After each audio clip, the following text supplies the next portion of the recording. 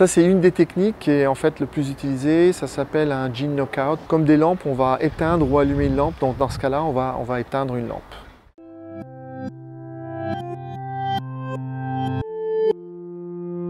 L'édition de génome, ça commence par l'utilisation d'un ciseau qui s'appelle un ciseau génétique. Donc ce ciseau génétique, on va le créer en laboratoire. On va cibler un gène très précis dans le génome, l'ADN en fait de la plante. Et on va utiliser ce ciseau génétique pour couper à un endroit très précis le gène. Ça s'appelle une transformation, donc on va faire ça directement sur des graines ou sur des germes de graines ou sur du protoplaste, donc sur 3 différents modèles. Et donc on va injecter notre ciseau génétique dans le noyau de la plante. Une fois qu'il arrive dans le noyau de la plante, il va venir s'insérer sur les 2 côtés du génome, il va faire une lésion, donc il va couper le génome et le génome va tomber, le gène va se couper. Si ça reste coupé, donc la plante meurt, donc elle va immédiatement mettre un mécanisme de réparation, donc elle va rattraper les 2 bouts avec un guide qu'elle va créer et en fait, avant de les coller, elle va aller regarder sur son propre génome qu'est-ce qui ressemble aux 2 extrémités. Et elle va voir sur son génome, elle va essayer de trouver quelque chose qui ressemble aux 2 extrémités pour réparer. Donc elle va essayer de faire comme un copier-coller pour s'assurer qu'elle a bien réparé. Et donc elle va faire une réparation. Alors 5 cas sur 10 000, la plante fait une erreur. Et en fait, quand elle fait une erreur, on parle de mutagénèse. En fait, elle a muté. Le gène qu'on a ciblé a été désactivé. Et donc, une fois qu'on a désactivé le gène, on obtient le caractère qu'on cherche dans la plante. Ça, c'est une des techniques qui est en fait le plus utilisée. Ça s'appelle un gene knockout. Donc, on arrête. C'est comme des lampes. On va éteindre ou allumer une lampe. Donc, dans ce cas-là, on va éteindre une lampe. Les ciseaux génétiques s'appellent le TALEN.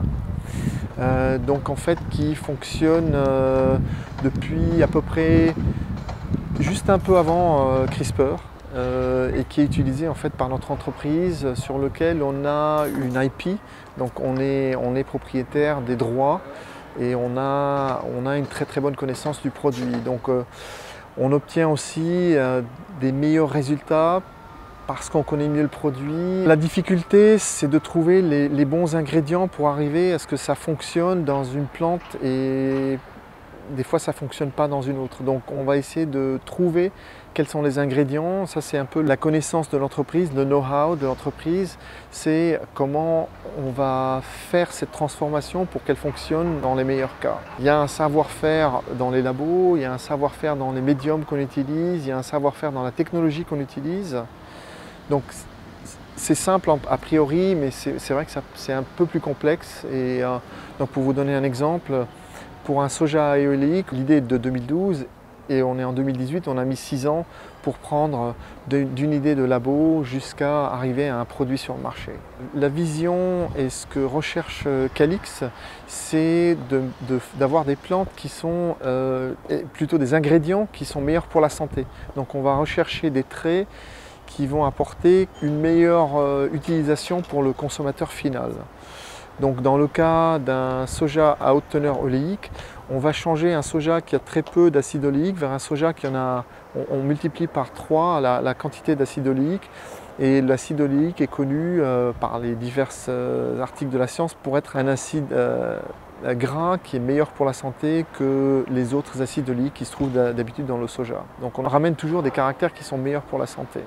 Alors un autre exemple de produit sur lequel on travaille, c'est un blé à haute teneur en fibres. Donc pourquoi les fibres? Parce qu'en fait les fibres vont faire une digestion beaucoup plus longue. Les fibres vont être désagrégées et digérées par les bactéries dans l'intestin. Et les bactéries vont produire des acides gras à chaîne courte, des butyrates, qui en fait sont bons pour la santé de l'intestin et bons pour la santé de l'être humain. Donc on cherche toujours des produits qui sont bons pour la santé. Calyx a commencé dans un garage et elle a grandi. On était une entreprise à 5-6 personnes, aujourd'hui une entreprise à 54 personnes. Ça passe par une demande constante de capitaux. Donc l'entreprise en 2017, en juillet 2017, est allée et a levé des fonds sur le Nasdaq, donc sur le marché américain. On a fait une introduction en bourse. Donc c'était une première levée de fonds et on a fait une deuxième levée de fonds. Je pense que c'était en mars-avril de 2018 pour en fait complémenter et permettre à l'entreprise de grossir plus rapidement et de pouvoir en fait aller vers des marchés plus gros. Donc au départ, on fait des levées de fonds pour pouvoir payer la science et par la suite, on va avoir des levées de fonds pour augmenter et faire que la science soit de plus en plus forte, d'avoir beaucoup plus de projets dans la science, mais aussi permettre à l'entreprise d'aller vers la partie industrielle et de pouvoir amener des quantités plus importantes de produits vers les consommateurs finaux.